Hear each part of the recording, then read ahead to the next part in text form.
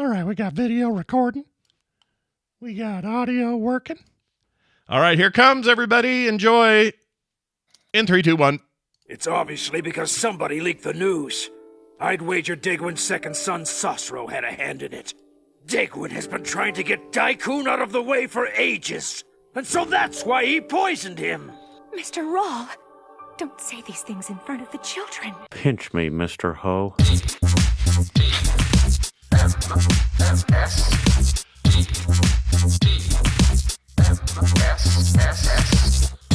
This is the Morning Stream with Scott Johnson and Brian Ibbett. Big ol' freaking dirt blanket.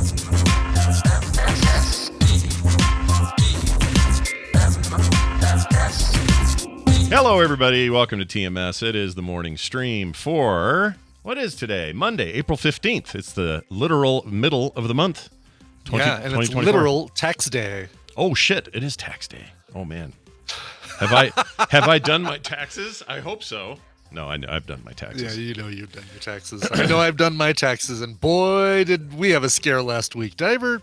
You never gave us a follow-up. How'd it go? Oh, yeah. Yeah. A couple people in chat, I want to say Racer951Y was the name that sticks out to me as bringing up to check and make sure that the stupid things that lift charges can be used as tax are tax deductible. They absolutely are.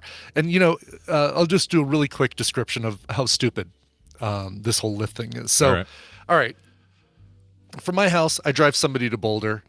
I'm going to get paid $15, right? So I open up the app. I say, I would like to drive. And then I get ding, and then it says, Bill would like to go to Boulder. Great, $15. Right. And it says you'll get $15 for this ride. Now, Bill is paying about $30. Right, they Somebody get half. left is making a killing for doing nothing. For running an app and keeping it updated. Exactly, for maintaining app updates. I mean, I know that there's, they've got to pay for their mapping stuff, and there's all sorts of insurance stuff they've got to pay, but whatever. Yeah. So let's say I do that 1,000 times over the course of a year, right? I make $15,000. Right.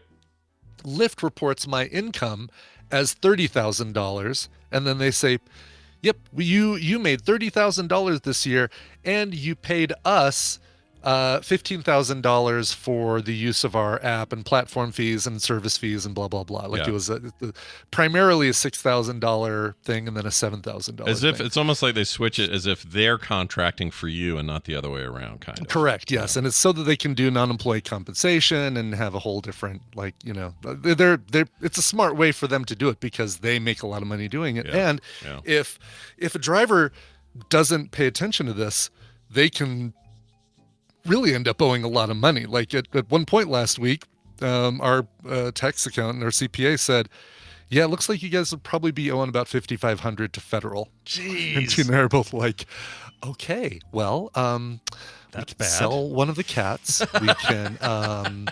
We can lease the basement to some people from Guatemala that are coming into Colorado. We could do this, and we're figuring out like what we can cut. No. And that's when I thought of the tax thing and said, well, can we tax? And then somebody confirmed it, Racer951. A few people in chat confirmed it, which helped a lot. So thank you. I owe somebody a drink in Vegas. And and basically those two things, actually any fees that we pay to Lyft are considered a business expense, and therefore we can write them off. So when you buy a little cable kit or you buy water or any of that when I stuff. buy gas, when I did that $6,000 repair on my car last year that I'm still paying my mom back for. Yeah. That's deductible. That is a business expense too. So that's good. So it turns out I always felt like I was cheating a little bit, but my accountant's like, no, count every drink you buy, count every case of we Coke. do shows that feature movies on streaming services. So of course, streaming services that we pay for are a business expense for us. Yep. Every video game I buy, Game Pass every month, PSN Plus, all that stuff, all of it. That's a core business expense. This is a film sec business expense. This is recommendals. I talk about the movies that I saw at Alamo Drafthouse, which makes Alamo Drafthouse movies a business expense. That's right. Driving a car to to Vegas, I get to count it. You do absolutely get to count it. Yeah. You bought the car specifically so you could drive to Vegas as a business expense. So Yeah, well, exactly. maybe not that, but But that's how it looks on the paperwork anyway. So Yeah, it's I freaking hate tax stuff, but I'm glad to hear that you were alleviated a bit from good that. Lord. Yes, yeah, we still owe money, but not nearly what it was that we were going to be paying. Well, there you go. So. Yeah. Awesome. So for this week only, if you're going to be donating to the MS 150, my bike ride, my charity ride for MS, make those payments out to coverville@gmail.com, and I'll make sure that MS gets the money. It's 100%. totally fine. Totally on board. All above board. Yeah. Nothing, Nothing weird about that at all. Yeah. Just give it to me, and I'll make the Yeah. No one will investigate that. It'll be fine. No, not at all. Honor system, the entire thing. Well, so here we are, day 4, I guess now. Well, let's see. Kim left Thursday, so I guess 4 days. Day 4 of Kim not being here, and here's the good news about all that. Are you walking around with tissue boxes for shoes yet? Or No, but I am literally wearing one sock right now, Brian. Paper towel under. Are you really? You're just wearing one sock? Yeah, the other one fell off a minute ago. Here it is. This is the sock. I'll put it back on. It fell off. Yeah, I had it kind of hanging here a little bit because I went down to scratch my ankle, and then I just let it dangle, and then it fell, and then I was like, okay, and then I pinched it with my other foot, picked it up, held it up, and it's just all bad behavior. This is all bullshit that I'm doing. Yeah. So I gotta get it together before she gets home. But while she was gone, or before she left, she said, "Hey, I'm going to make you a giant batch of jambalaya, so you guys have this." This batch just to kind of feed on all week. And I said, that's great. And then she spaced it. She forgot. She bought all the ingredients. We had everything to make it, but it got to the time where she's like, oh, shoot, I'm not going to have time to make it. And so Carter and I said, no worries. We'll make it. We got this. We'll put it together. How hard can it be, we say to ourselves. Sure. So we did that yesterday. And was that yesterday?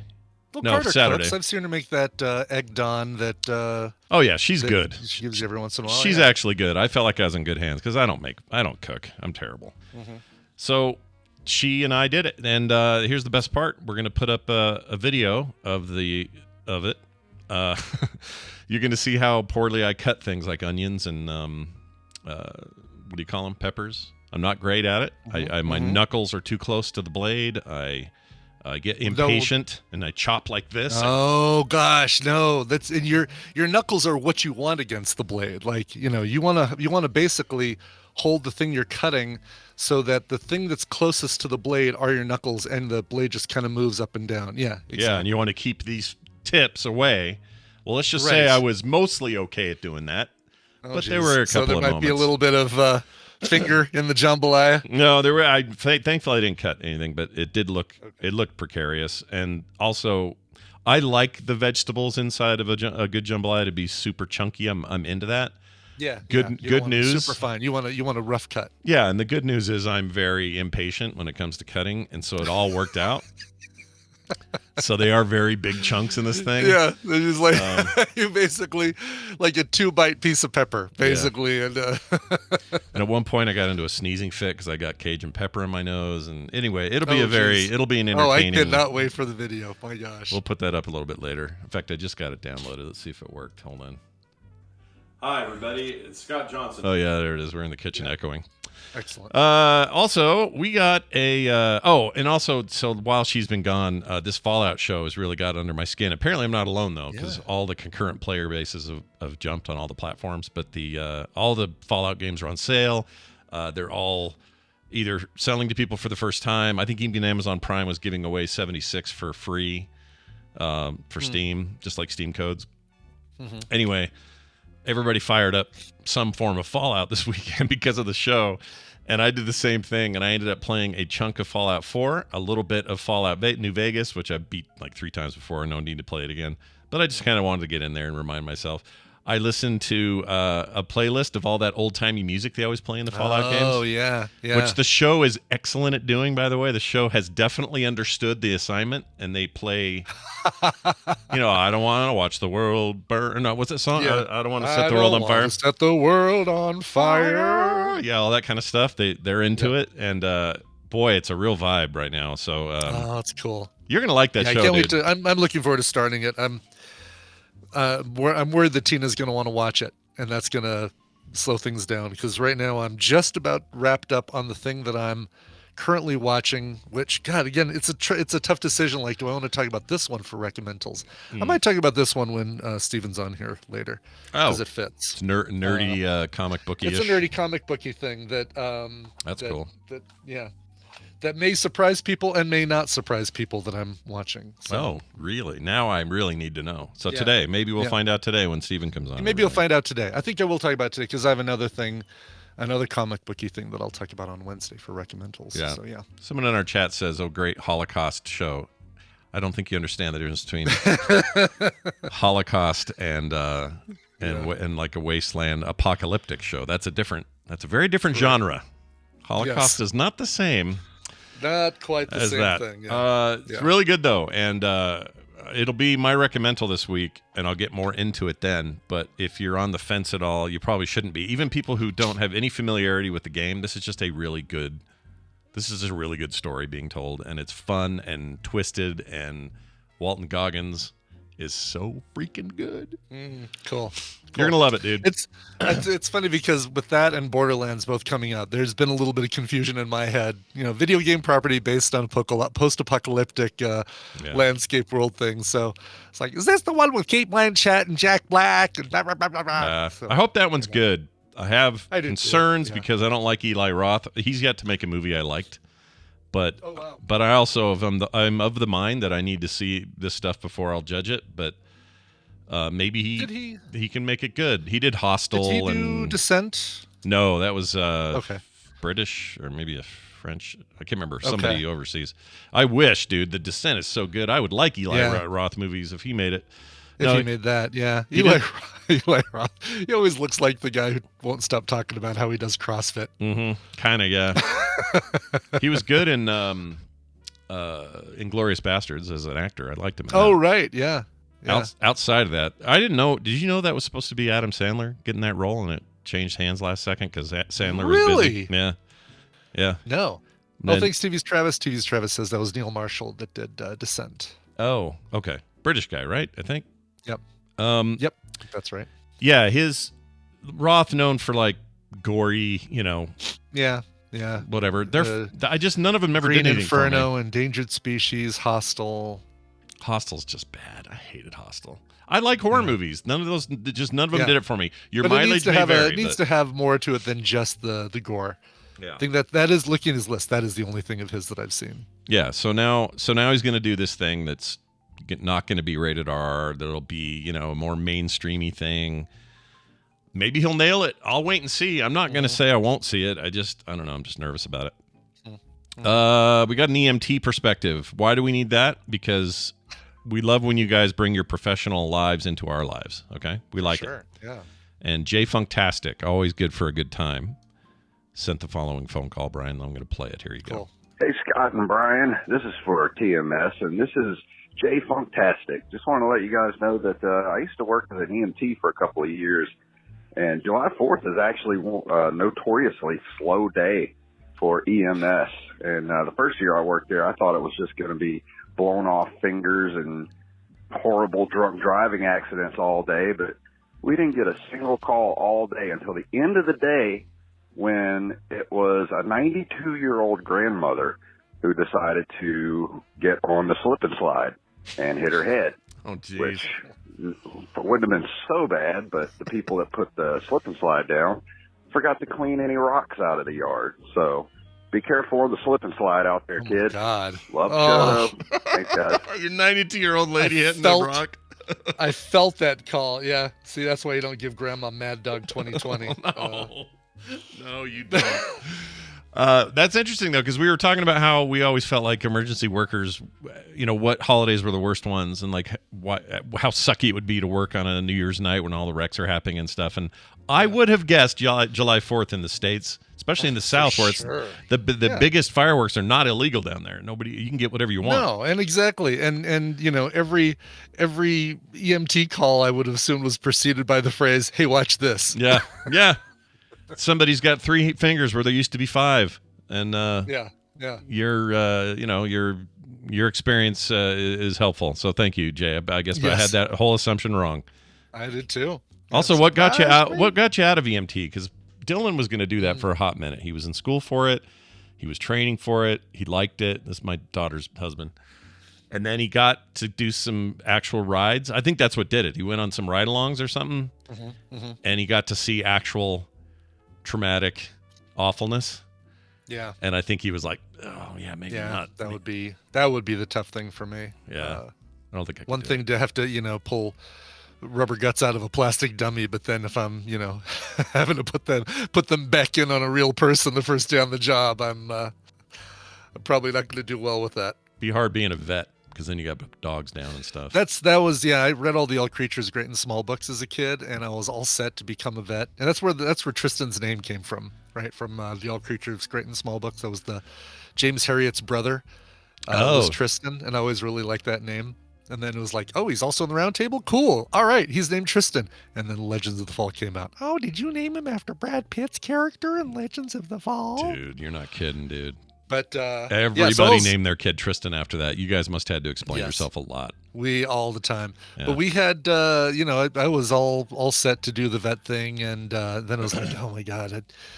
One of my friends had to have their animal put down, and I think that was it for me. It was like, oh, maybe this is not me. Maybe not, yeah. Like Carter, she thought she wanted to be a vet, and then she realized, oh, wait, someone has to make these hard calls or watch these animals suffer or whatever. She didn't want to do it anymore. She's like, forget it, I'm making video games. Good pick, good choice. So you saw a movie I can't wait to see because I'm a big Alex Garland fan, and this one's a controversial one, but I'm excited about it. So give us a mini review of Civil War. It's controversial, but not. But it's going to be controversial to people who haven't seen it, because once you see it, you realize that. All right, so the movie's Civil War.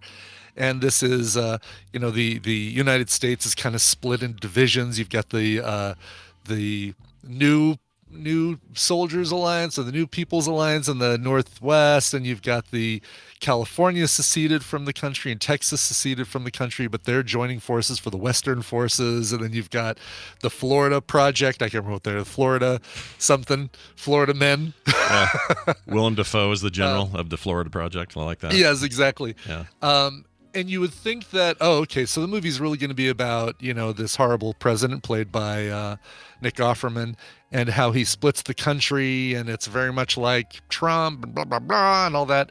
No, the movie it comes into it with all that already established, and no real background as far as what caused it. All you know is that Offerman's president is this kind of tyrannical instigator who's basically has some of the country still on board with him, and then a bunch of people who are like super on board with him, who are ready to take people out if they disagree with him, and a team that basically is there to extract him from the White House. And it's mostly about these journalists, and the journalists. Wagner Moura, we talked about him a little bit, I think, before Film Sec, but he was in Narcos as your Escobar, he's Pablo awesome. Escobar dude. Great He actor. is so freaking good. The range of emotions and his ability in this movie to both show you his outward feel, like the feeling he's putting out there, as well as his character's actual true feelings behind that, is amazing. He does an incredible job of multi-layering this character. Kirsten Dunst.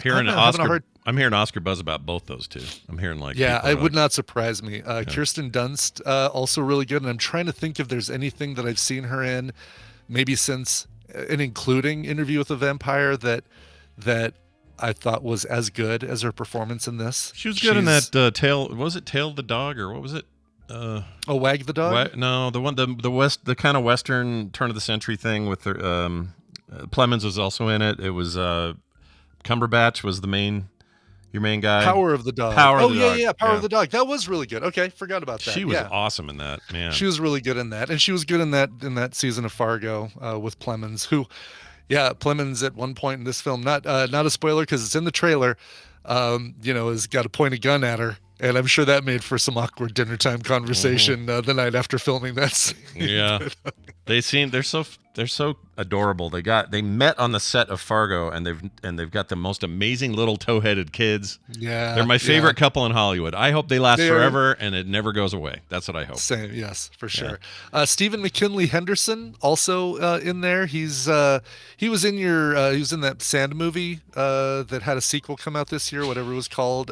Sand movie. Sand Pile, I think is what it's called, right? Dirty Dirt Sand Pile. That was the name of it. Dirty Dirt Sand Pile. That he was your your dude who was in part 1 of that, but not in part 2, unfortunately. Yeah, for reasons that you could probably tell if you watched Dirty Dirt Sand Pile 1. Yeah. But he's excellent. Oh my God, I love that. There's never been a thing that he's been in that I haven't loved. He's just such a great, and he just seems like he'd be a cool guy to have a beer with as well. Sure. This is this was really good, and again, free from controversy, because it doesn't talk about what caused the division, and it doesn't say if this is loosely based on kind of a January 6th inspired thing. I mean, Alex Garland says that he wrote this just basically because he sees more of a populism more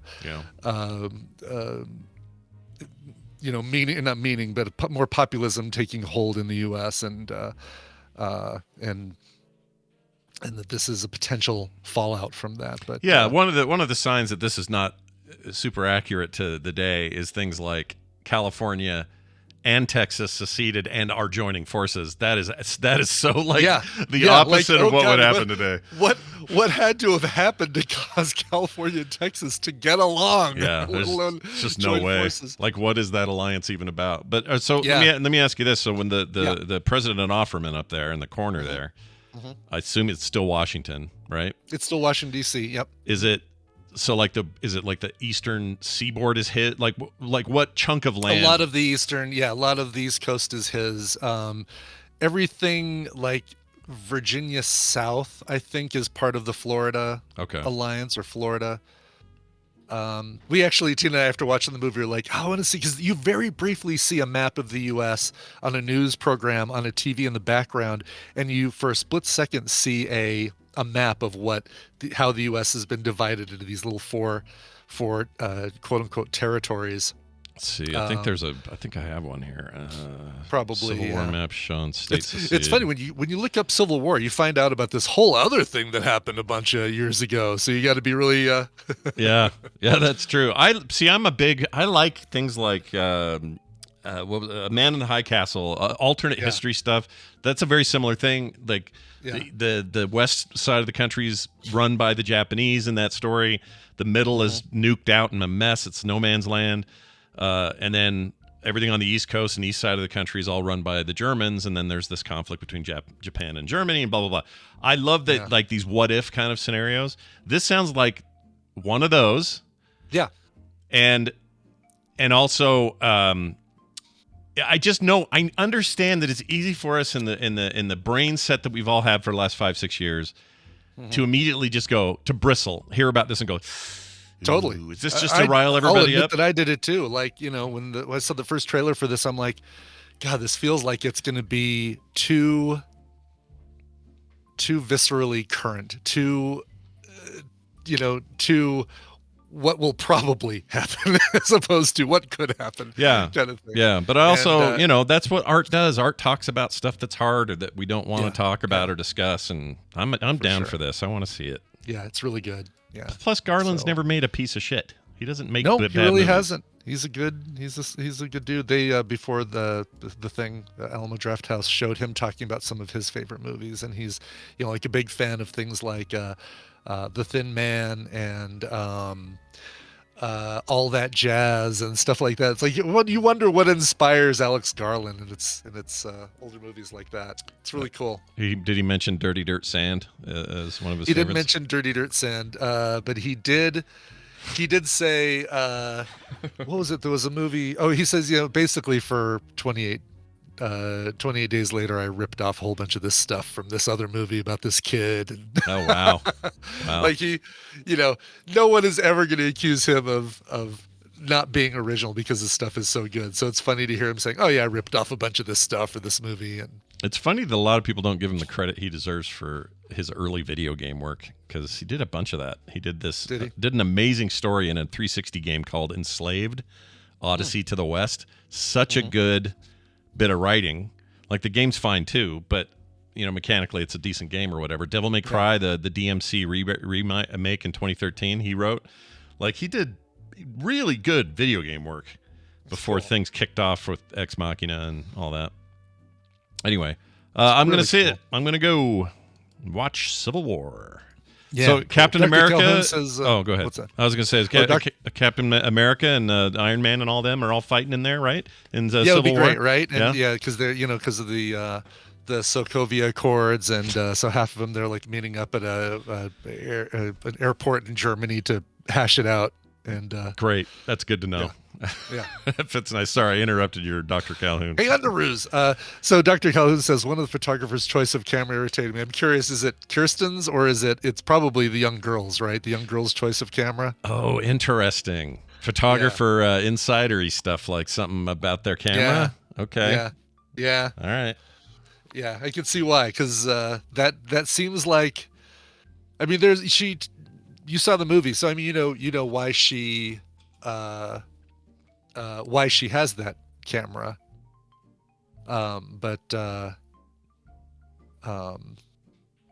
Yeah, some hipster bullshit. That's really funny.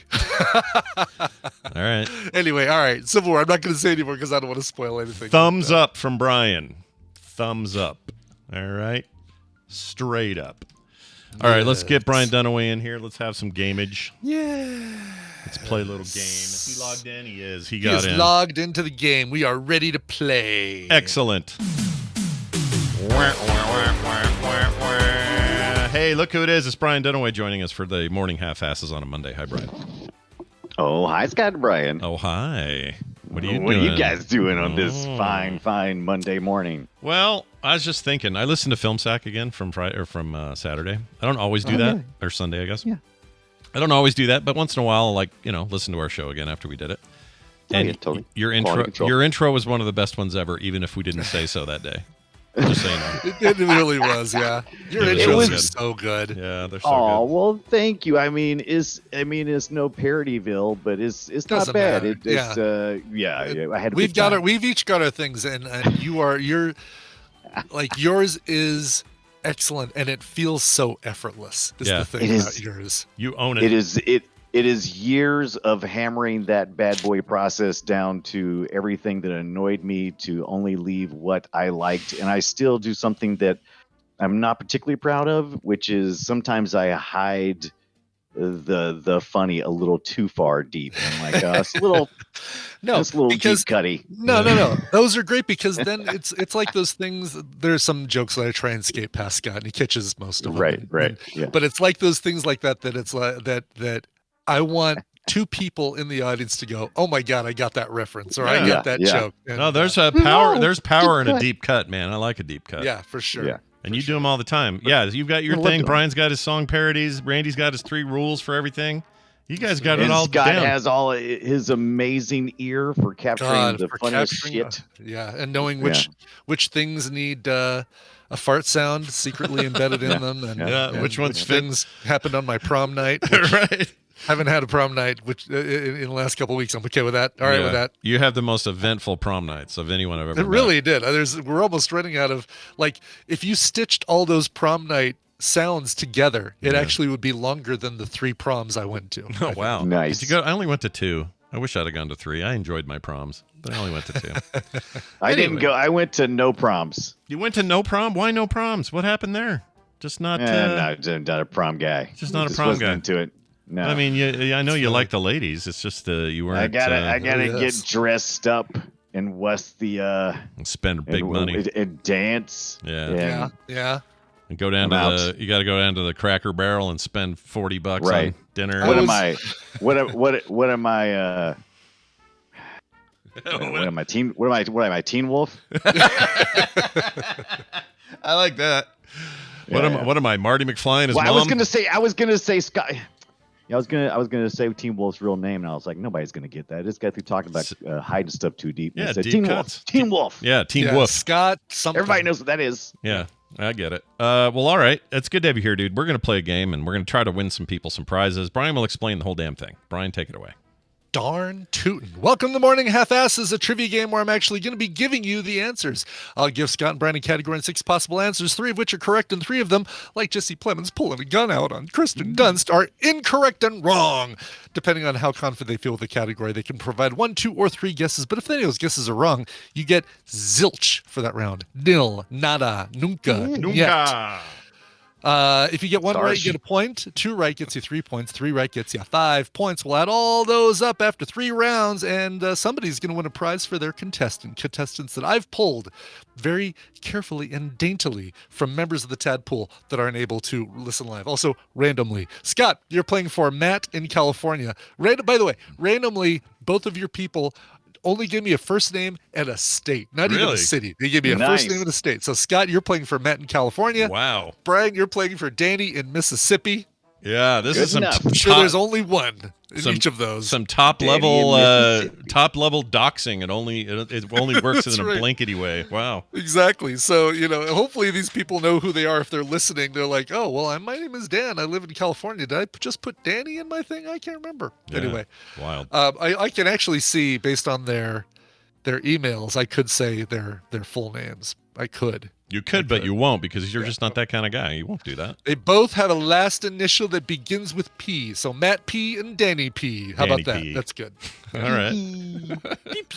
All right, let's get to your first question here. Inventions? Things that were invented? Things I found in my nose.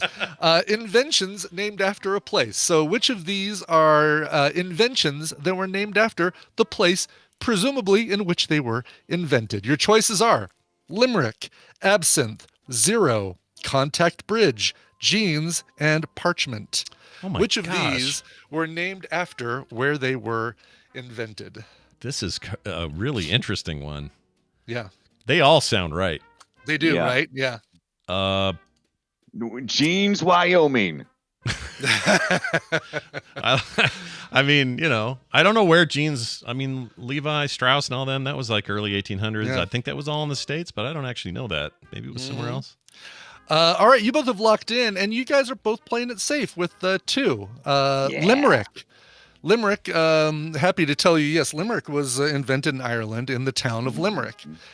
So that one, your little... that one I actually knew. There once was an invention named Limerick. And that was as far as the rest of them goes. I have no idea. Contact high? I don't know. Parchment was invented in Pergamon, Greece. That sounded like a real one. Okay, I got one. So you got one, and so you both not parchment Greece, not parchment, Pergamon, Greece. Yeah, which I guess when you say it in Greek probably sounds like parchment. It must be right. That's weird. It must be. Yeah. Yeah. Absinthe. Not damn it for a city. No, the other one was jeans. It's funny. It's the one that you guys were kind of joking about. Named after Jeans, Wyoming? Please Genoa, Italy. Oh, okay. Like where you also get Genoa salami is also the place where jeans were invented, and it was Genoa, the where your jeans the names came from. Isn't that great? That's great. I love it. Were they cut like jeans though? I want to know if they're like when I think of jeans. Well, they're not boot cut. Yeah, not like skinny jeans, but they're probably like they might wear boots. They're just heavy cotton denim. They do wear boots in Italy because their country is shaped like one, so they absolutely wear boots. Let's see. I'm looking at a picture of old my Italian shoes. jeans. They're shaped like the place we live. Yeah, they're like old. Okay, imagine like the miners and the Levi Strauss stuff they were wearing, just big, gnarly. Yeah. Compressed cotton. No, probably no shape to them at first. Just they were meant for working. They were for work. They were for working, man. That was it. Oh yeah, holy shit, these things. All right. Well, anyway, you'd never want to wear them today. But nice job. So no points, but that's all right. We got 2 more rounds to go, and I think you're going to do really well on this one. Shut up. We're 100 days away from the Olympics. Yeah. Do you know that 100 days from the Olympics or ish? Ish. ish. And I want to know which of these events are part of the men's decathlon. Your choices are shot put, 100-meter dash, triple jump, 400-meter hurdles, hammer throw, and pole vault. Which of these are decathlon events? Oh my gosh. I had a really close friend that was a decathlete, and I should know this. Decathlete. That's what they called them. Is that what they call themselves? They're a Yeah, decathlete? That makes sense. Yep. Right? It did literally a decathlete. And he So if played, you're only good at one thing, you're an athlete. If you're good I'm gonna at start 10 calling things, myself. you're a decathlete. Start calling myself pod talker. pod I'm a athlete. podlete. Podlete. Podthalete. Ooh, that's rough. Podlete. Yeah, he named himself Deca in all of his like when we play World of Warcraft, early days of World of Warcraft. He Wow. was Deca. All right. So Yeah. he was into it. was into it. Yeah. All right. Shit. This is hard. It is hard. I'm gonna go with. Not as hard as running a decathlon, I bet. Most of those decathletes would say, like, oh, poor Scott. Gotta choose 3 out of 6. I'm doing 2. I don't remember. Scott did 2. Brian did 3. You both said pole vault. Mhm. Yeah, pole vault's a decathlon event. You also said shot put. Well, Brian did anyway. Yeah. Shot put is also a decathlon event. Shit. The third one is the 100-meter dash. Scott getting some points on this one. 3 Oh, I points could for go getting with that. 100-meter dash and pole vault. 400-meter hurdles is not. Neither is hammer throw nor triple jump. I feel good about that. That feels You good should. to me. You should. Yeah. Puts Sometimes me at the ahead. house, I do the hammer throw. Yeah, you Hammer do. throw. Yeah. I don't want to know about that. That's great. That's when I really want to put a hole in the drywall. I'll do the hammer throw. Yep. All right. We're down to the last question. It's a comic book question, sort of. Ooh. You guys are both good at comic books. Yeah, we One like of you 'em. knows them coast to coast. Coast to coast. Which of these were special guest villains on TV's Batman, your Adam West Batman? Which of these were special guest villains? Your choices are Joan Collins as Siren, Carol Channing as Baby Doll, Milton Berle as Louis the Lilac, Ernest Borgnine as Sweet Tooth, Anthony Perkins as Kite Man, and Vincent Price as Egghead. Oh, Which my 3 of Lord. these were actual really special guest villains on TV's Batman? Carol Channing. Like, I have to think about who would be willing to do this back then. You know what I mean? This show was kind of a little bit of a big deal. It was a big deal at the time. Yeah. Yeah. Do I go for one more? I don't know. I'm going to. Can I undo one? Yeah. Yeah. You just click it to undo it. I'm really hesitant on one of these. That's no glory. I'm doing 2 again because I'm ahead. I'm going to be conservative. Brian has to kind of go all out. I don't have to. Look at that. Got to go all out. All right. You guys are both locked in. Oh my gosh, this is for all the marbles. All right. Vincent Price did play Egghead. That Whoa. is correct. I remember that one specifically, yeah. Shit. Milton Berle. Oh, Joan Collins. Joan Collins As Siren. was Siren. Okay. That is Nice. correct. Okay. Good job. Ooh. Milton Berle, though, as Louis the Lilac, was indeed Milton Oh. Berle's character. Frick. No Sweet Tooth, no Ernest Borgnine. Eh. No, even though Kite Man is truly, a Batman villain, I guess. No Anthony Perkins and no Carol Channing as Baby Doll. Scott, you were hovering over Carol Channing for quite a while as Baby Doll because It sounds like that something does she'd seem to do, fit. right? She seems like It she does. would be down for absolutely does. it. Which means Brian gets 3 points and ties things Yeah, up. see, I only knew 2, and I knew I could just if I could eke it out in overtime. If you would have done a third one, you're saying, should I do a third? What would your third one have been? I was kind of going towards Carol Channing as Baby Doll as well, and so it would have been bad. Yep, that would have been bad. All right. Well, that means we've got to bring out a tiebreaker. I've got a tiebreaker right here. Who won last week? Do you guys remember? I think it was I did by tie vote. Oh, right. You're right. That's right. Okay, so we had a tiebreaker last week. So, Scott, I'm going to let you pick whether you want to guess or give the over-under. Oh, I will. Last week you did the over under. Remember that worked out well for you. Shit. I'm gonna. I usually do okay with that though. Last week was the Django one, right? That was It was horrible. the Django one, yeah. I'll do it again, though. The Django one. I'll do the over-under on it. Okay. All right. So that means, Brian, you're going to be giving me an answer to this. A numerical answer is what I'm looking for. We just watched Godzilla 2014. Minus one. That's right. What is the over-under? -1. And Godzilla doesn't show up until an hour into the film. It has nothing to do with anything. I'm kidding. It actually is related. Yeah. It's actually related. There are 135 chapters in the novel Moby Dick. In which chapter is Moby Dick first sighted? In which chapter do you first is Moby Dick first sighted? Oh, this is devious. I like this one. It is. All right, Dunaway, guess.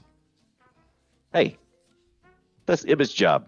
Back off. No, it's your job to guess. Well, I'm guessing. It's Ibba's job to tell me to hurry up. It's Yeah, Scott's I see job what you mean, to yeah. shut up. That's a good point. It is my job to do that. I'm terrible at Which that job. chapter? How many chapters is it total? 135 chapters total. And when did he show up? Yeah. Correct. Not is the what first I'm time. asking you.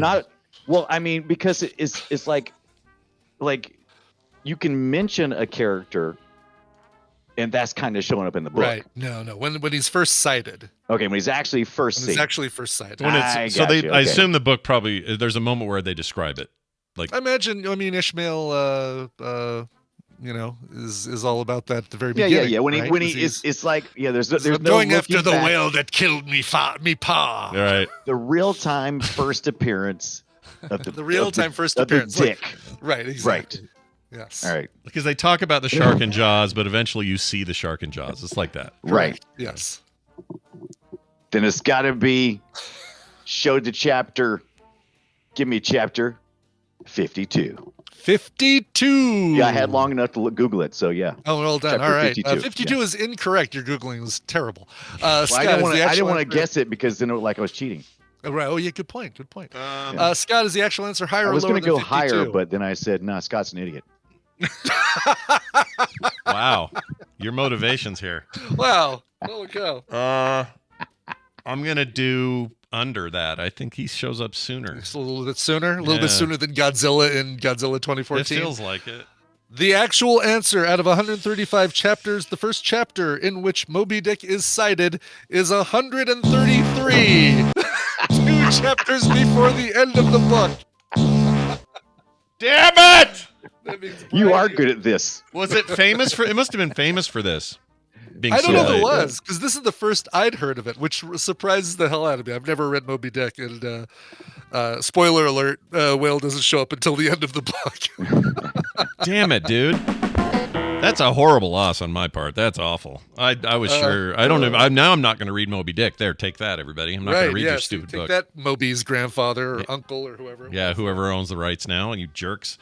There's an amazing episode of Futurama that features Moby Dick as a backdrop. It is utterly fantastic if you've never seen it. Oh, really? It's the one where the giant brains are trying to take over the world. And because Fry's stupid, he's the only one that isn't made stupider. He's too stupid. Yeah, It's he's not. so good. It's such a great that's episode. good. Anyway, you know what? And by You the earned way, that. Herman Melville is Moby's grandfather or uncle or something. There's some relation to Moby, the DJ, the musician. artist? The musician, yeah. That's why his name Moby is because Herman Melville is his, I want to say grandfather? Is that right? real? That's crazy. Yeah, that's real. Yeah. Oh wow, that's not like his Yeah. story where he said he was dating what's her name, and it turns out she's like, I never dated him. But who was that? Somebody big. It was like a big deal, and she was like, no, and Moby's like, oh, Natalie Portman. That's what it was. Oh, really? Oh no! My gosh, what a Yeah, what a horrible. he Would claimed. have been embarrassing Yeah, it's situation. like oh, no one will ever figure out that this is. Yeah, that's not high profile. No one will ask any questions about this, I'm Yeah. sure. Dunaway, you earned that though, dude. You earned it. Yeah. Nicely done. I'm impressed. Yeah. Looking to see. That was tough. That was all the way to the end, Scott. I know. It That was felt challenging. It felt like He's related to David Melville, the inventor of the first United States patented gaslight system. There's the rumor Gaslighting. is that he was actually related to Herman Melville, but he is a Melville, but not related to that Melville. But that's amazing because that's gaslighting, which means he's been Love it. We have all been gaslit into thinking it was the author he was related to. Yes, That's amazing. Yes. He was That's related great. to an actual gaslighter. Yeah.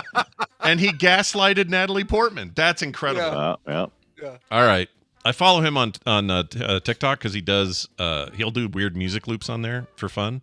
The guy's really talented with that stuff. It's like really good.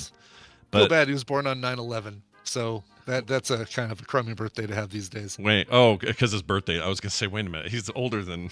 I was thinking. Yeah. No, he wasn't born on that 9/11. His birthday is. He was born on a September 11th, just not that September 11th. In a 7-Eleven as well. That was a real rough thing. Right. All right. Well done, Dunaway. Congratulate. I was just gonna say, let's tell our winners who they are and what they've won. Yeah, Danny in Mississippi, congratulations. You win, and you're getting a copy of Toki, Toki, and the Whispered World Special Edition. I don't know that one. I know Toki. I don't know the other one. Toki's very good. Yeah. Cool. But our Matt in California, he's not going away empty-handed. He's going to get a copy of Streamer Life Simulator. Please tell me this is a game where you pretend you're a video game streamer and you simulate what that's like. Yeah, totally. It's like a tycoon game where you are trying to be like, a popular streamer. That's the whole idea. I love it. Oh my God, that's fantastic. Okay. I have not played it. I've seen it. My understanding is that it's okay. It's good. Yeah. If it's the sort of thing you want to do. Yeah. So enjoy that, runner-up. You've won. Awesome. Good job, Matt in California. You're going to get a copy of that. I'd love to hear how it is, actually. Let us know. Give us some follow-up. Dunaway, what are you doing? Anything cool right now? I want to play that Toki remake. I'm assuming that's the one he's getting. Yeah, probably. Yeah, I'd play that. Toki is good. Yeah. You know what else is good? Your hairy, smelly southern butt. Goodbye. Oh, no. We are going to take a song break because on the other side of that, Steven Schleicher waiting patiently to come on and talk about nerdy shit going on. I'm very excited about this, so stick around. Brian, play us a song before we can do that, please. Yeah, a little bit of this is some metal stuff, I think, if I remember correctly. I mean, this is definitely a heavier. There might be a difference on that. Brian, that's not metal. This is blah, blah, blah, blah, blah. But this is a band called Mest. And it's spelled M-E-S-T. They are... I like that. I guess they describe themselves as a pop punk band. So pop punk band, not metal. Okay, all right. Okay. I did get this from SBAM Records, S-B-A-M Records, and they usually do send me metal.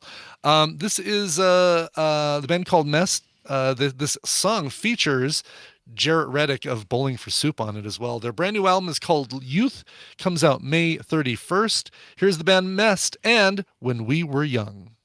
I can't do that. I don't have a stapler. I mean, the thing you use takes off the hair. Cocoa nutty.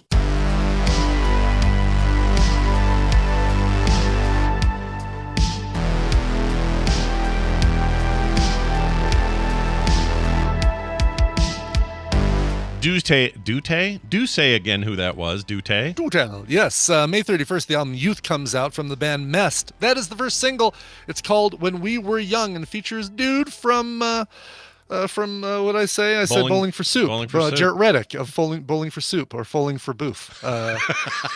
Yes. Foaling for Boof. Foaling for Boof. Bowling for Soup. Jarrett Reddick with the band, playing there with the band Mest. Man, you guys have the easiest job picking titles today because we've been saying some really dumb shit. Right? Yeah. It's not hard. I'm sure Foaling for Boof is going to be there. Look at everybody submitting Foaling for Boof. It's a mad dash. It's a gold rush out there for that one. Now it's only a matter of who actually gets voted for. So get in there and vote. Right. Frogpants.showbot.tv or frogpants.showbot.tv. I was right the first time. Right. All right. We're going to, let's see here. Where is it? Major Spoilers is the name. Yeah. Let's get him in here. I always like talking to Steven. I feel like I've missed him, I don't know why. It just feels like we have. Like hearing about comic books. Yeah, they're a thing, and he's here to bring it. And now welcome Steven to the show. He's a huge freaking nerd. Dollar bills, y'all. Steven K. Schleicher joining us right now. Close. F. Is it F? Okay. Steven F. Schleicher. We've never talked about this. Can I guess what the middle name is? You cool with that? Go ahead. Frederick. Nope. Okay. Fatima. Nope. You only get one chance. Oh. No, well, Next he time. got a chance and I Next get a time. chance. Yeah, Brian you gets get a a chance. chance. Go That's ahead, right. Brian. That was my chance. I said Fatima. Fatima. Okay. Not, Play again next time. Thank you for playing. okay. All right. You know what? We'll keep this up over the months until we get it. Yeah. How about that? I like that. This is a new fun Somebody mini in game. somebody in the chat's already got it. Oh, yeah, they I'm did? sure. That would have been. I think my it's the guess. first try too for somebody. Is it For Francis? It's Francis? Yeah, it is Francis. Oh, my Francis. mother-in-law's name is Francis. Yeah, I know. No offense. I apologize. I'm so that she's- offended. Yeah, that my- she's got your name, and unfortunately, she. No, she has an E. I bet she has an E for hers. Oh, she does. Oh, yeah. probably. Yeah. Yeah. But anyone ever call you Franny or Frank or any of that? My uncle's name is Francis, so I'm named after him. Oh, okay. So Frank is what we call him. Uncle so. Frank. Okay. Yeah, Uncle Frank. I'd love an Uncle Frank. That's a great name for an uncle. I like that. Never had one. I had an Uncle Joel, and all he did was tell me dirty jokes. That guy. Anyway, Did you call him the Piano Man? no, Dirty joke, Joel. he was. I think I've mentioned it before, but every family thing we'd get to, you'd walk in. For some reason, there was always a bucket of KFC at these parties. I don't know why, but I'd walk into these like get-togethers, and he'd go, "Hey, Scott, come here. I'd go, "Oh, hey, Uncle Joel, what's up?" And he goes, "Come here, I gotta tell you this. What do you call 3 hookers in a phone booth? It's like that. It's just like that. And he would tell me the joke, and I would have to go, that's great, Uncle Joel, and then I'd have to get away from him. He just weirded me out. Funny. Anyway, if Joel, if you're listening, you're awesome. He had hair. Yeah. He had a ponytail down to his butt. He kept from the 60s. Oh, really? Okay. Yeah. Wow. Did he have a lot of sleeveless jean jackets? Oh yeah, hell yeah. And he's never changed. He's in his like late 70s now, Yeah. and still has this hair. Still has the look. He is who he is, I guess. Probably still telling Just a jokes. quick reminder, by the way, that my uncle George and Aunt Barb are coming to TMS Vegas. They've got their tickets, they've got their room booked. They are going to be there, so That's great. be ready to experience that fun while they're out there. It's too bad we don't So have with Dave and the real Chris Brown. Those two had finished the trifecta. I know. No. So with the Fallout show, how many people are going to be dressed up in their blue overalls with what number 11 on the back? Somebody wants, or who is it? TV Travis wants us in kilts. That's what he wants. But Oh, nice. I don't think that's happening.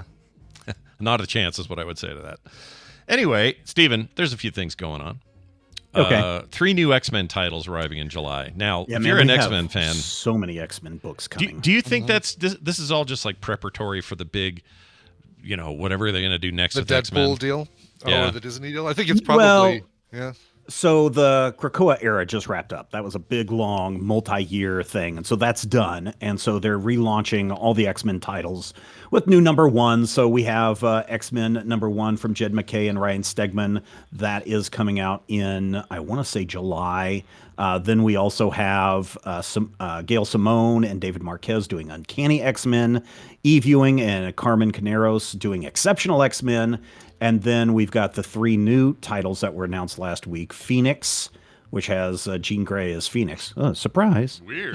What? Her? Yeah, What? yeah. Wow. Then we have NYX, which is I don't know how to group this one. So it's got Kamala Khan. It's got a bunch of teenage X-Men going and protecting New York City. And then there is X-Force, and that does feature Deadpool as the lead on that one. So that one probably is maybe tied in a little bit for the movie. That one comes out July 31st. So July will be the big X-Men. And then there's one more. Cyclops. No, there's one more that I'm skipping off the top of my head. Phoenix, NYX, X-Force, X-Men, Uncanny X-Men, Exceptional X-Men. Nope, those are the 6 books. That's going to keep you busy for That's all a of lot. July. It's a That lot is of a X, lot. a lot of X-Men. I don't know if you saw this, but X-Men 97 now the highest rated Marvel series on all the I don't know if it was just Rotten Tomatoes, but it's the highest rated show that Disney Marvel has made. It does not surprise me. I The can most see recent why. episode everyone's still talking about. Yes. Remember that episode. Remember it. Isn't that crazy? There's a little thing. Is it a post-credits thing, or as you're going into the credits, there's something that appears in the skies that has everyone freaked out? It's in the middle. It's more in the middle of the thing. But Oh, okay. All right. Yeah. But does it look hungry for worlds, perhaps? No, but no. it does make you question, what if they somehow brought all of this together and made it work? Yeah. Okay. Was he a surfboard wearing silver No, man? Okay. no. Steven's already giving you a clue. I do know that my friend Jeffrey was right about what he saw in the sky. Oh, interesting. Okay, well Somebody's now you screaming in the chat about spoilers. well, Whatever. You are major spoilers, so why the hell not? That's right. That's right there in the name. Well, I look forward to this because I haven't read a good. Well, I shouldn't say good. I just haven't read X-Men in a long time.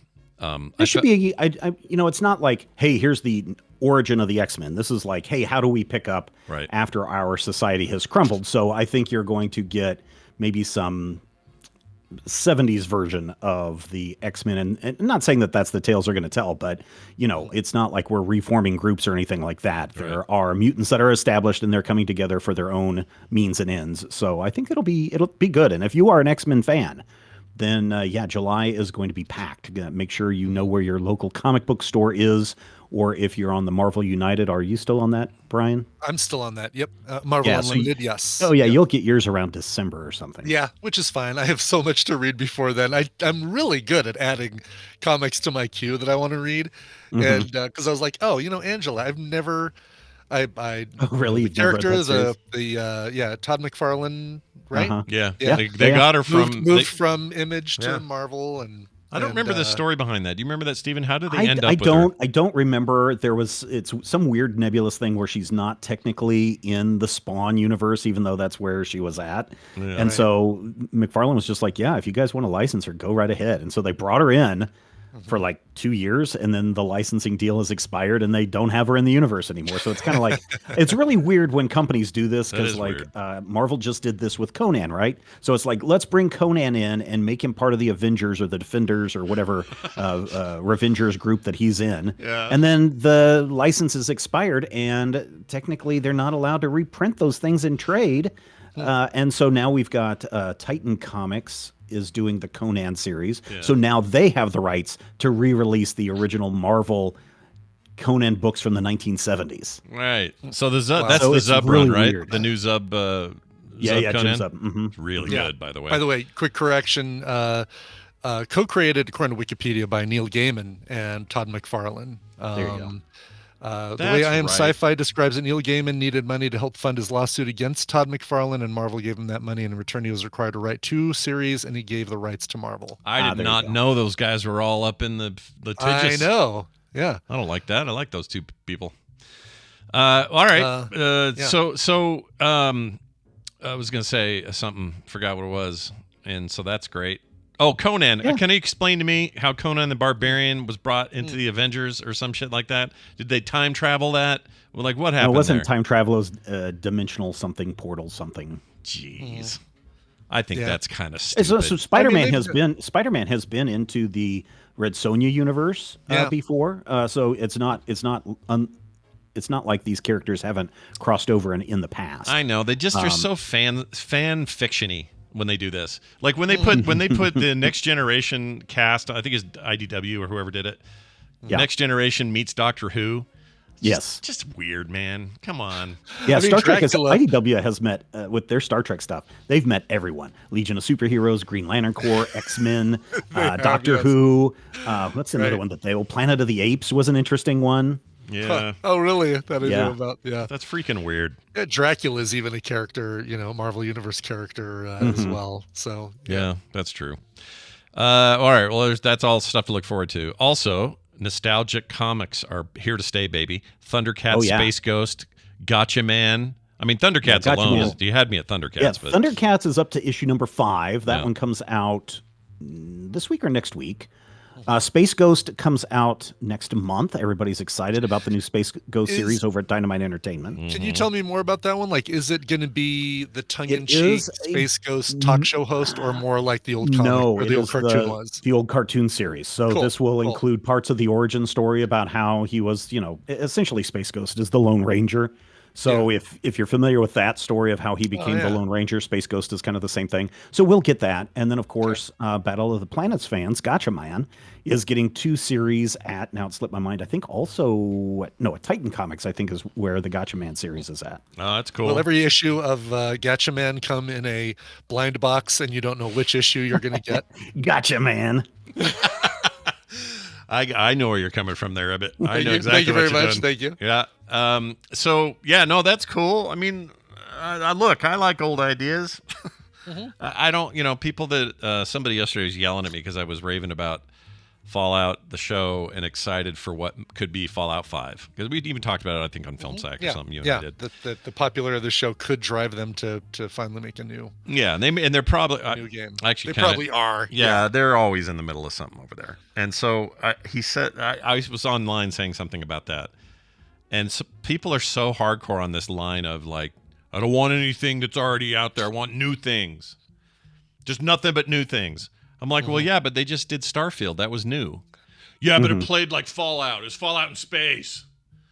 I'm like, I can't work with these people anymore. I can't do it. No, nostalgia factor still is a big role in just about everything pop culture right now. And so to see a lot of these classic cartoons, whether they be from the 60s or the 70s or the 80s, showing up in comics or new TV shows on Netflix or wherever, this thing is going to continue to happen for a long time. So if people are concerned about not getting their newest thing, just wait.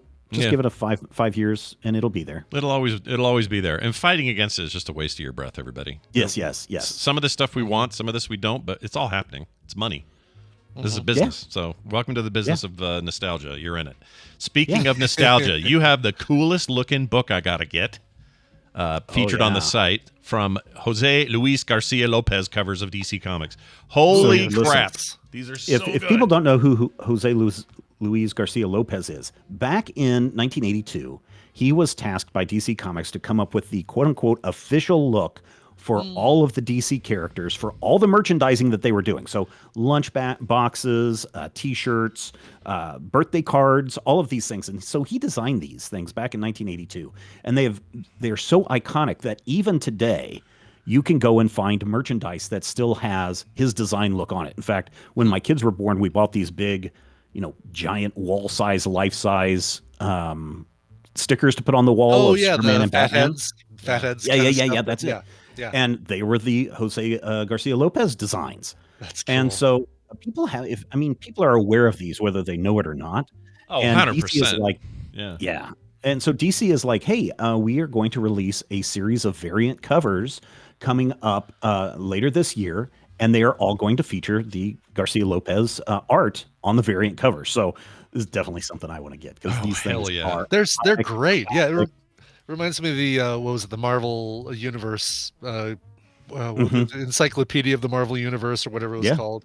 Yeah, I love this because you get to really see, and it's great for kids who want to learn how to draw these characters because they get a side view and a back view and a front view and all that.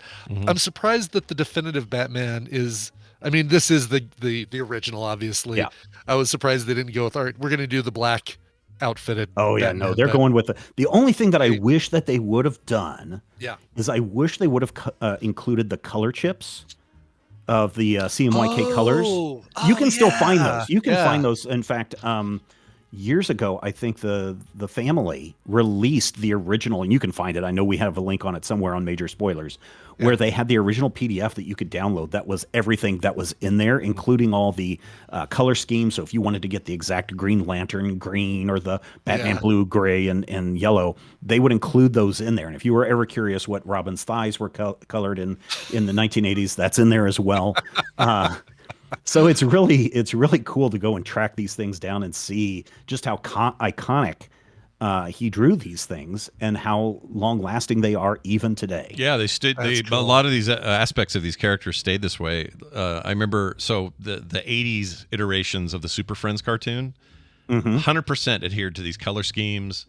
To the way Batman's cowl is mixed with the gray, mixed with the yellow, the kind of shiny pants with a little bit of blue and black. Like that stuff stayed for so long. I mean, I even look at it now and I just go, Oh, is that Jim Lee? Like, I feel like it's stuck around Mhm. in a Or really Perez hardcore way. or whoever. Yeah. Yeah. It's so iconic. Yeah. Yeah, and so it is weird that you mentioned Perez, right? So even though his stuff is super iconic too, it's weird that the Garcia Lopez stuff is somehow even more iconic than that. Yeah, It really is. Yeah. These, you imagine going to lunch with these two? Man, that'd be Oh great. man, no kidding. I would love, like, let's get this guy to do a full, like one of those Alex Ross style. Here's 1,000 characters in the DC universe kind of thing. Where, like, I'd love that. Yeah, Oh, dude. yeah. so cool. I would eat that up. Yeah, he's still alive, so Yeah, still kicking. he's now 76, and Well, now if he that we've starts on it mentioned now, the- he might be done with it in 20 years. Sure. yeah. Something Well, that and size. somewhere you're gonna have to track this one down. This one was done by a bunch of different artists, but originally in the old New York City DC offices, they had people come in and paint a giant mural. So as soon as you got off the elevator, giant mural, very much like the Alex Ross thing. But this one was done with a bunch of different artists lending their talent to that. But you can still go and find pictures of that online, and it's really interesting the characters that they chose for that, because like some of the characters you're like, why is that character there? They're such a minor character, but somehow they made it into this giant mural. Yeah. Yeah. Oh, It's that's awesome. Love this stuff. And that's available when? When can I buy this? That is coming up in, I want to say, June or July. All right.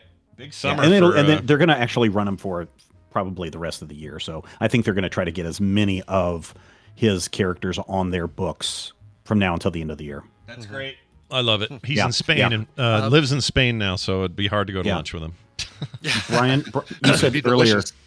You said earlier you had some comic booky movie thing that you wanted I to talk about. did. Thank you. I was going to break in. I didn't want to like derail the train of thought. So I'm glad you mentioned that. So yeah, this is going to be a recommendal that fits more here, because somebody who likes this segment will like this recommendal more than somebody who just likes the general stuff that we maybe recommend on Wednesday's show.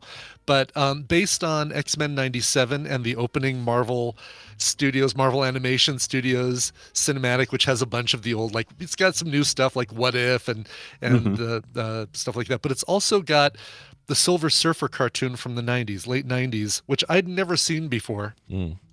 And this is pre, anything MCU, right? So as Silver Surfer, it feels like sometimes the artwork was done with the thickest, fattest Sharpie that they could find. But you get original android Drax, you get Nebula, you get Ego, the human planner, the living planet, you get the Kree and the Skrull war, you get Pip the Troll. Like, you get all these characters that we've now seen in the MCU, but the original kind of comic booky storylines. And it was actually, the cartoon is really, really good. If you can get past the animation being kind of, sometimes a little rudimentary, a little basic. Galactus is always this was, by the way, late 90s was the time period that they were really struggling to try and figure out how to make CGI and 3D. Oh yeah. Artwork in 2D style animation. So Galactus is always a 3D, the 3D image character. Yeah. He's always, That kind of like the Spider-Man series that did the same thing. yes, Oh, but yeah. not nearly as good as they did it in Spider-Man. All right. Anyway, there's 13 episodes up on Disney Plus, half an hour each. They are a lot of fun. You spend a lot of time in Silver Surfer's head, like, because he's flying through space on his surfboard and he's thinking, there is something about this planet that I am drawn to. Oh yeah, you get Thanos, a ton of Thanos. Really? Yeah, and it's your big wide. It's basically Thanos without the helicopter, but that Thanos. Yeah, he's built like a extra large Wolverine kind of. He's built like CeeLo Green, basically. Yeah, yes. just like a big wide load. Yeah, Yeah. exactly. Yes. Yeah. It's really good, and that fits more as a recommendal here because it's. I'm about 7 episodes through it, and I'm just loving it because it's. Oh, one of the episodes was written by Harlan Ellison. Wow. The episode I just watched was written by Harlan Ellison. It's really good. It's worth checking out. All right. I like the art. If it just in still images, I'm not looking at the animated stuff, but the still images from the show remind me of Kirby. Like Jack Kirby's art is all over this damn thing. Yeah. Oh, absolutely. Yeah. And Jack Kirby sometimes looked like he was drawing with the fattest, thickest Sharpie marker he could find. Yeah. It's got those weird what do you call the effect he liked? Kirby Crackle. The Kirby Crackle, yeah, that's in there. Yes. That's There's cool. lots of Kirby Crackle in this thing. And the actor who voices Silver Surfer, I'm not familiar with him. Paul Eisenberry.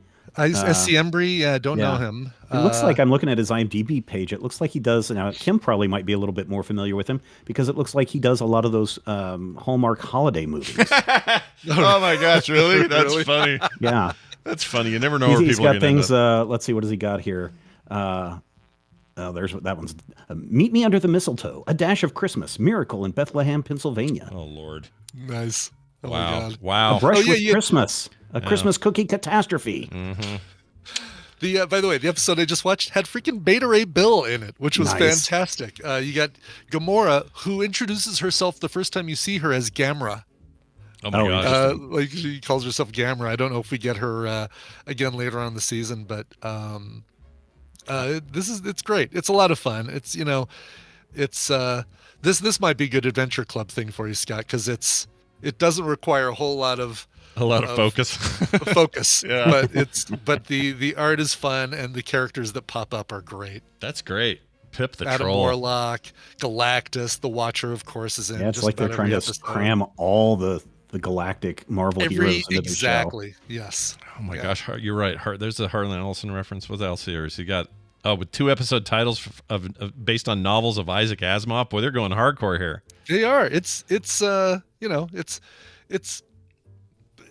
light sci-fi from heavy sci-fi fans or writers or sort of thing. All right, I'm in.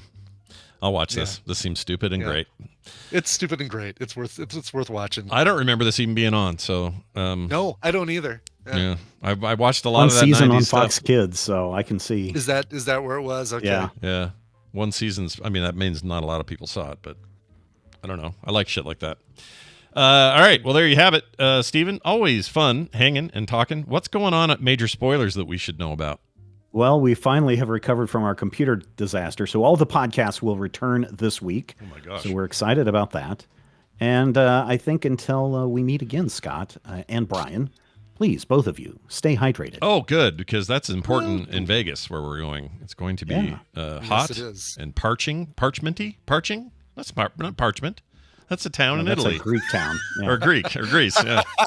It isn't. Hey, it isn't Greece. You're very good. Throwback. You can an be hour ago. taught. I can learn things and retain them. It's fantastic. All right.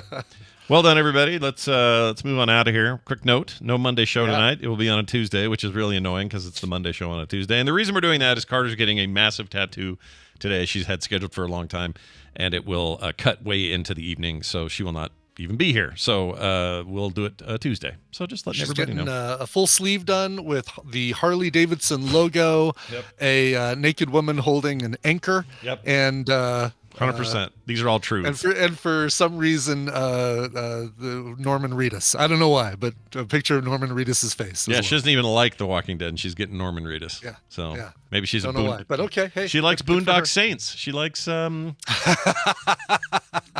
Stranding. Sure, all those things. Anyway, yes, very good. That'll do it for today's show. Quick note about what was I going to say? Oh, something about Vegas. I can't remember. We're 2 weeks away, everybody. That's the truth of it.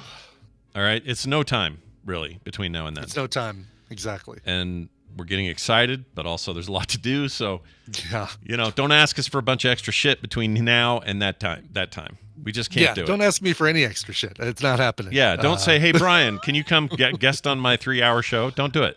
Yeah, I'm sorry. I'll have to say no, but I'll do it afterwards. I promise. Yeah, especially in Brian's case. He's got a lot of crap to do. I got to fill a bunch of boxes. We got to figure out how I'm getting all this down there. There is a lot going on. So just know that for the next 2 weeks, you're going to get shows, and it's going to be great. But just don't ask for extra stuff. If you ask me to sign anything, it's going straight into the bin. I will throw it away with peace and love. Peace and love. No more signed autographs and no more... I should have had this ready. It's perfect for this conversation. Hold on. I'm going to do it. Ringo. Okay. Here he is. He's right here. So no more fan mail. Thank you. And no objects to be signed. Nothing. Anyway, peace and love.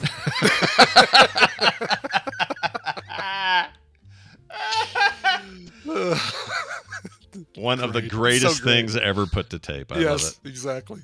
All right, that's it. We're out of here. Frogpants.com/TMS will get you whatever you need, except for a song that I don't know about yet. So we're going to play it now. Brian, what's the song?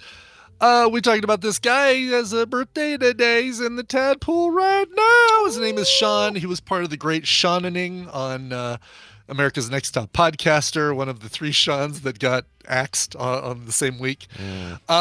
He says, today I celebrate the 18th anniversary of my 21st birthday. Pause for Scott to do the math and or play a soundbite. I know which one to play right here. Happy birthday. You're not getting the young one. Forget it. He's under 40. It's also the 2nd anniversary of the reboot of my podcast, The Part-Time Gamers. I want to thank Scott, Brian, and the Frog Pants community for my time on 8NTP.